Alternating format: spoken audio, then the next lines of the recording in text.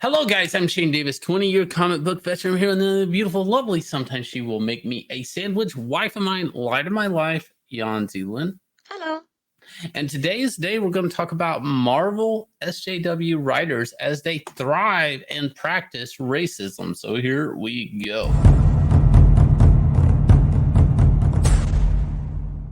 So this has been a bit of a spicy tweet. This is from a Marvel comic book writer, Vita Ayala. I hope I'm saying that correctly. Now, Vita, you might go, I haven't heard of Vita. I don't know who this person is, Shane. Well, if you've ever heard a Marvel comic book writer say, my brand is black and queer, I'm pretty sure that's who we're talking about. Does that have anything to do with the price of rice in China? No, doesn't. I want to read a comic. I want to enjoy a comic. I don't need creators' sexual preference put up front. I personally don't. But this tweet, it came across to me as a little racist. I'm not sure how I feel about it. Now, before my chat gives me junk, yes, be me. All right. Anyways, let's go. So what started this whole tweet was when they advertised an associate editor position at Marvel Entertainment, which is gonna be in New York, by the way. Stop me if I'm wrong, but weren't they paying only like $30,000 a year for those positions, and that's Right. for a full-time editor, not even an associate editor. Months ago, maybe a year ago, we did an article where there was a editor who talked about starving to death as a single parent. I think I'm pretty sure he was a single parent working for those $30,000 wages in New York City, and how like it put him in the poverty line. And he really this article was like New York Post or something. And of course, the editor in the article was of color, and it got a lot of traction, got around. Now, I would not wish this upon anybody. I would not. I would think like it's the equivalent of tripping somebody down a flight of stairs. I just wouldn't do it. I'm not that type of person. I would not tell anybody to go live in expensive New York City, which, I 10 years ago, I had friends that were renting like basically one room for like $1,700 a month. I do not know what rent is like today in New York City. I'm not going to try to pretend, but that type of salary is not going to get you far. I don't think you can survive. The only way you're going to survive is after you get done working at Marvel Comics, you go work at a dollar slice pizza place. But anyways. So what happened over here is the Vita Ayala decides to retweet the job search post and says, "Black and brown people, especially female people, please apply." And she tweets out 3 prayer hands. And of course, people had a lot of reaction to the fact that she's saying black and brown people. And her response was, "The fact that people are angry that I tweeted that black and brown people should apply and call it racism is funny and sad at the same time. I hope they figure themselves out sometime soon because they are only telling on themselves with that nonsense." And it's like, no. There are people here calling it out saying that it's racist, because what happens is that when you say, I only want, this specific race to apply, it's kind of like saying, anyone who's not that race, please do not apply. Now, I do not Right. know what the laws are like over in your country over here, but in Singapore, you're basically not allowed to specify the race for any job application whatsoever. I mean, you can specify you need someone to speak a certain language, like maybe say you can say you need someone who can speak Mandarin, but you can't say what you only want to hire Chinese people.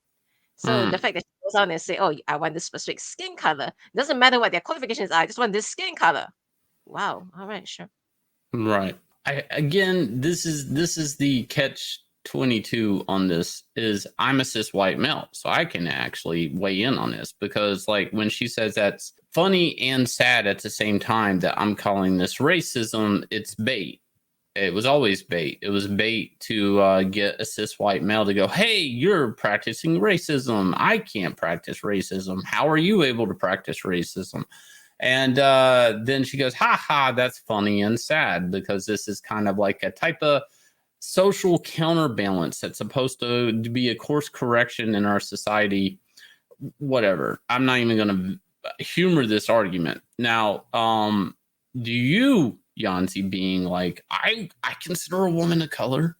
You're not white and you're not a male. You are a Schrodinger's woman. minority. You, depending on the poll, you are not white. Yeah. Yep. So let's go back to this whole Vita Ayala thing. So this was tweeted on December 29th, right? She goes back to double down on December 30th and continues to expound what she was saying, which is basically black and brown people, queer people, people that are not cis dudes, and any combo of the above.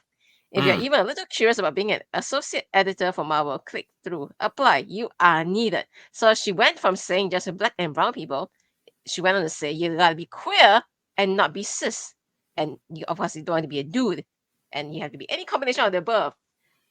So I, Apply. I want to talk about this. We oftentimes talk about the reverse pyramid and diversity boxes checked, and how you become ultimately that's your power. That's like if you were playing a role playing game like Dungeons and Dragons. These boxes are like I don't know. They're like power stats. Like you're OP eventually. Now if you are applying, and let's just say you're a black person, but then you're also applying next to somebody who's black and queer, but then you're also applying next to, and then the third person sitting in line filling out their job application happens to be black, queer, and I don't know, disabled, identifying as a giraffe, whatever.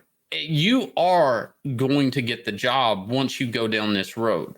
This becomes more about not what your qualifications are, not if you have a degree, not if you have a master's, not if you have experience working on hit comic books, not if you have ever broke bank in the American comic book industry. What if you made a top selling event at DC Comics? Can you, as an editor, apply for this according to Vita? No, that none of that matters. This isn't about meritocracy. This becomes about identifying boxes and them being checked. Now, what's sad is, and sad and funny, Vita, is this is how you see the world. And you think this is going to produce an income that's going to sustain a business. In some weird way, isn't it offensive, Vita, that the mouse, the company, the corporate company would be like, oh, let's do our super duper ooper diversity hire for the quota?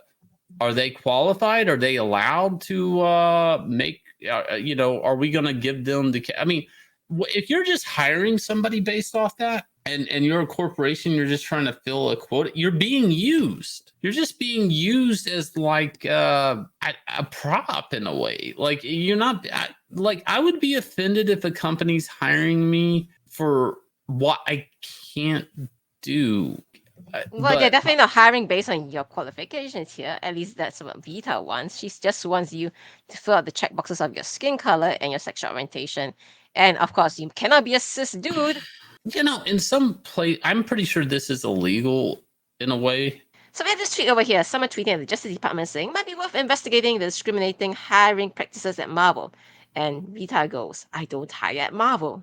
And Vita, okay, for what it's worth, does hire at Marvel. Vita is using their check boxes to to go out and say there's a job application, Marvel, cis white males that I work up under. You better start hiring people of these boxes. And what will happen, Vita, if this person comes in, this black, queer, maybe they were qualified for this job, maybe not, person, they're going to owe her a big debt. I've seen this in the American comic industry a few times. I think it was like Snyder pulled an editor from Vertigo into Batman, and then basically that editor has to go to bat for that writer all the time. They'll get the artist they want. They'll get leverage against characters in other books and things like this. There's a lot of utility if you were able to if you're so powerful, you're able to pull an editor in or onto a book. And it's almost an abuse of power just on the normal day in comics, much less this, because it's kind of a cheat code in comics and getting, again, like I said, the right character, the right leverage on events happening in books and stuff like that. It's really an abuse of a power dynamic, which she's trying to manufacture an editor that will owe her favors. And again, this will only help her with real power within the company rather than just boxes. So interesting, debate here. What is and isn't racism when it comes to these things? Again, Yanzi's the one saying, where do you land on this, Yanzi? I told you where I land on it, and that's pretty much. You know what? Why don't we just hire based on your qualifications instead of saying, you know what? Let's see what you look like or which way, which team you bet for, and then we hire you. It's like, wow, all right, sure. We hired based on things that are on the surface, quite literally. Right.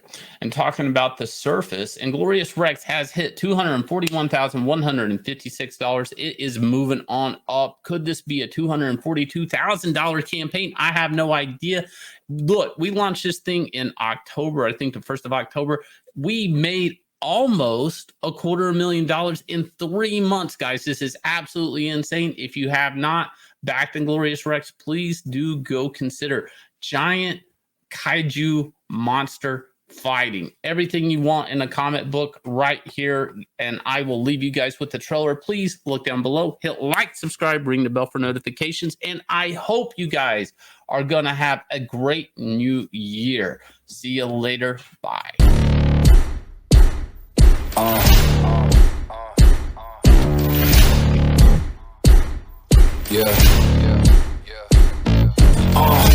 Pardon me and my tone. You can't step to my throne. They ain't working like me. I did this on my own. You asking where we been, huh? I don't know where to begin, huh? All this dirt on my skin.